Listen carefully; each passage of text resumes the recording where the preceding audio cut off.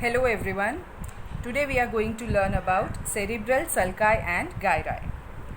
Cerebral cortex is folded into gyri which are separated from each other by the sulci. This we have learned in the last lecture, right?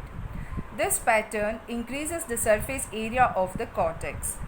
In human brain, the total area of the cortex is estimated to be more than 2000 centimeters square, and approximately 2/3 of this area is hidden from the surface within the sulci, right?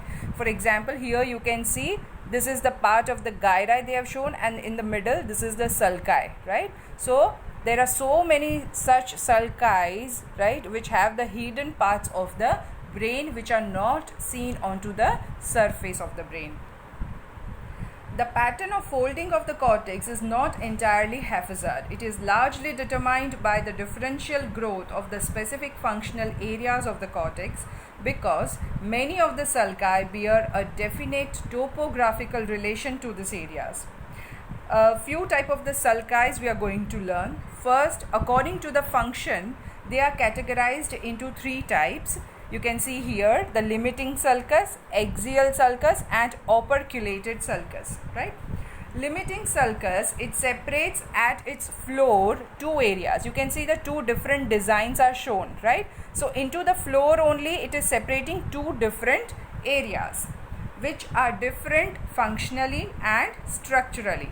An example is the central sulcus between the motor and the sensory areas. Axial sulcus, it develops in the long axis of a rapidly growing homogeneous area.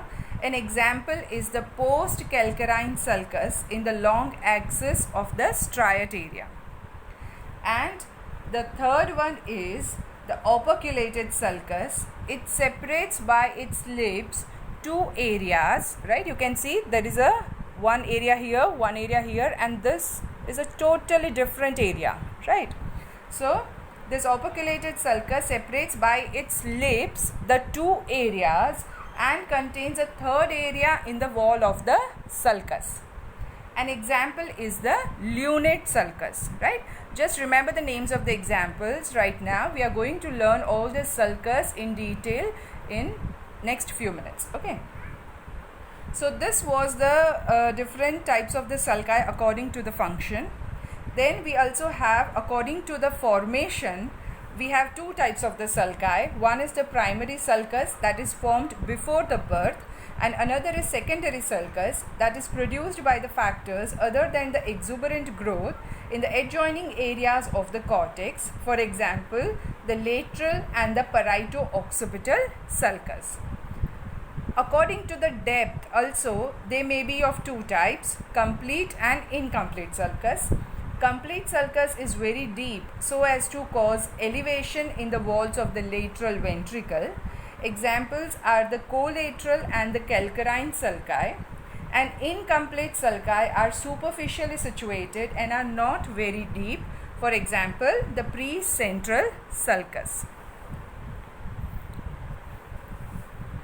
Okay, so this is the different types of the sulci that we have seen.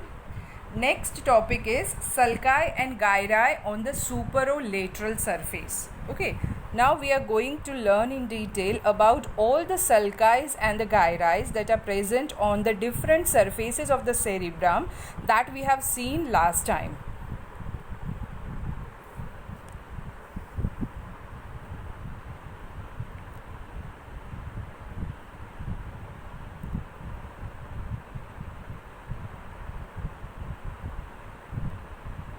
Okay.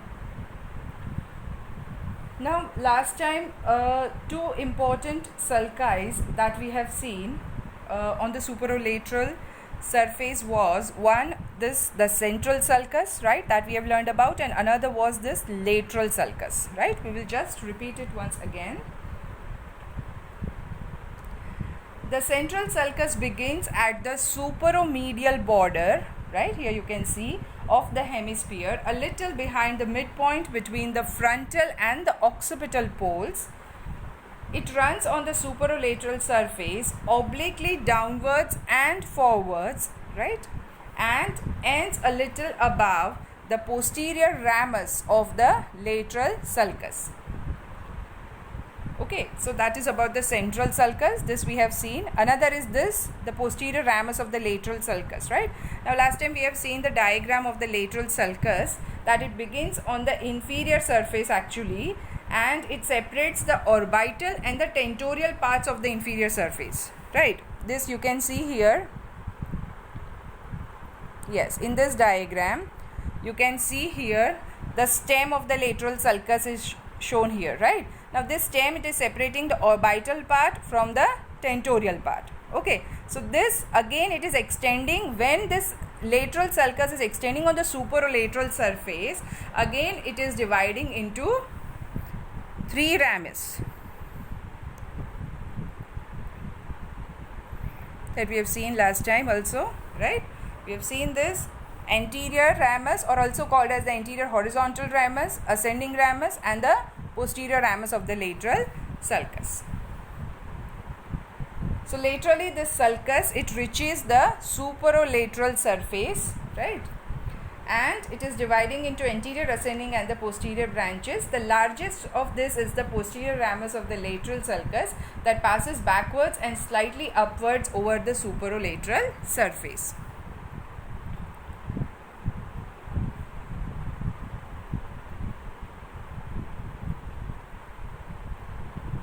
Okay. Now here you can see one more diagram. Now last time we have divided through 4 sulci, right? We have divided it into lobes of the cerebrum, right? Frontal, parietal, occipital, and temporal, right? So again, on the superolateral surface itself, we are going to learn the sulci and gyri according to the different lobes.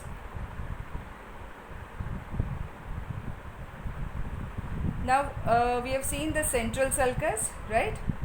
Upper end of the central sulcus, it also extends for a short distance onto the medial surface, right? That also you have to remember.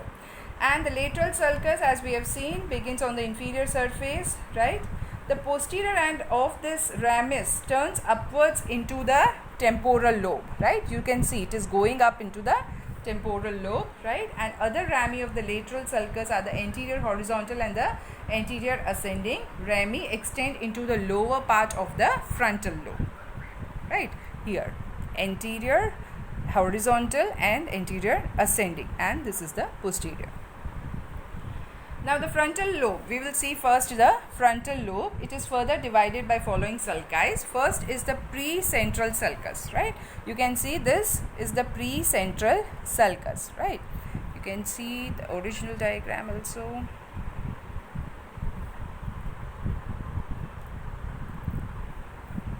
Okay.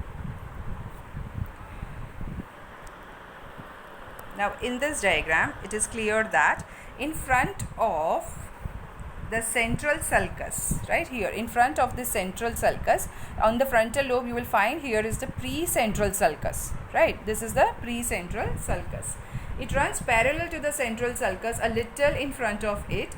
The precentral gyri, it lies between these 2 sulci, means in between the central sulcus and the precentral sulcus. There is a gyri that is named as precentral gyri.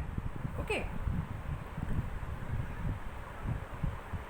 Next is the area in front of the precentral sulcus is divided into superior, middle, and inferior frontal gyri by the superior and the inferior frontal sulci, right? Here you can see the superior frontal gyrus is shown. This is the middle frontal gyrus and the inferior frontal gyrus, right? And who is dividing them? The superior and inferior frontal sulcus, these 2.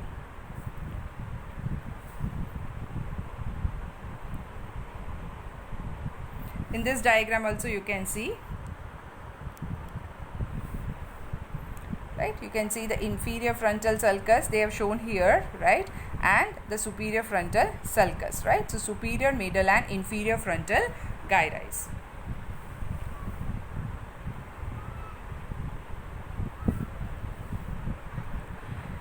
The The anterior horizontal and the anterior ascending rami of the lateral sulcus subdivide the inferior frontal gyrus into three parts, right? Now this inferior frontal gyrus, it is again divided by this anterior horizontal and anterior ascending rami of the lateral sulcus. It is dividing into 1, 2 and 3 areas again, right? So what are these three areas known as? They are known as pars orbitalis, pars triangularis and pars opercularis. Okay, they are known as pars orbitalis, pars triangularis and pars opercularis, right? These are the areas in the inferior frontal gyri that are divided by the anterior horizontal and the anterior ascending rami. Okay, so that is all about the frontal lobe. Next we will take is the parietal lobe. Parietal lobe is further subdivided by the following sulci. First, the post-central sulcus, this one, it runs parallel to the central sulcus, right? Same as the pre-central sulcus. Now here you have the post-central sulcus. And the post-central gyri lies between the two sulci. So between the central sulcus and the post-central sulcus lies the post-central gyri.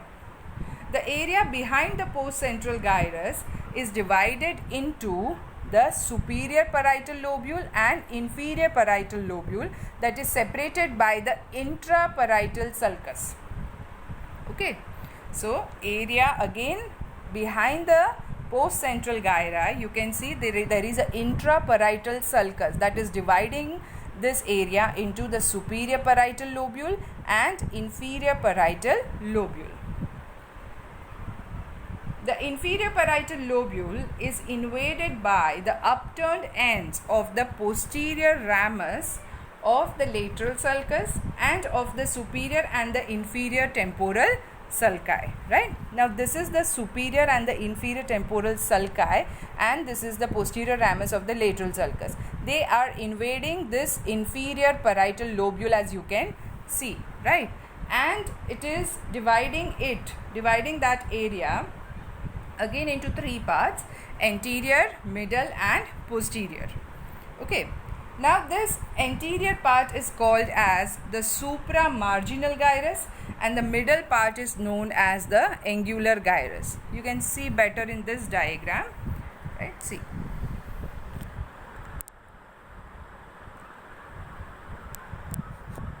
okay, here you can see this is the superior temporal sulci and this is the inferior temporal sulci, right? They are going up. Here is the posterior ramus of the lateral sulcus. They are invading this area, that is the inferior parietal lobule, right? And it is dividing into three areas, right? 1, 2 and 3. Now this superior area, right, this is called as the anterior, middle and posterior. This anterior area is called as the supramarginal gyrus and the middle part is called as the angular gyrus. Okay, so that is all about the parietal lobe. Next is the temporal lobe. In temporal lobe, only you have to remember that there are two sulci, that is the superior temporal sulci and inferior temporal sulci, that is dividing the temporal lobe into three gyri: superior temporal gyrus, middle temporal gyri and inferior temporal gyrus. Okay, that is all about the temporal lobe. Next we will see is the occipital lobe. The occipital lobe is further subdivided by the following sulci. First is the lateral occipital sulcus. It divides this lobe into superior and inferior occipital gyri, right? Here you can see the lateral occipital sulcus is shown here, right?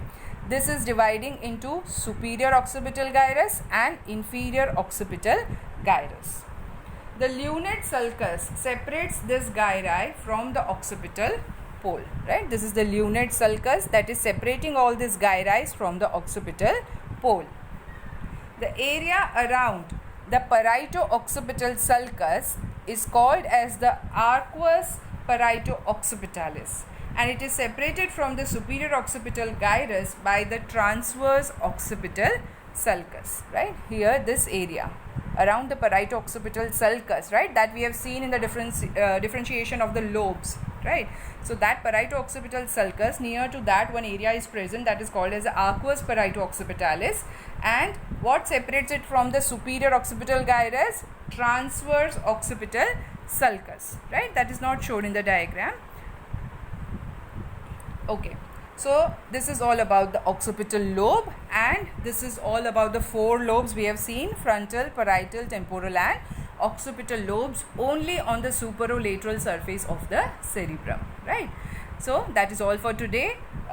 Next, sulci and gyri on the other surfaces we will be taking in the next lecture.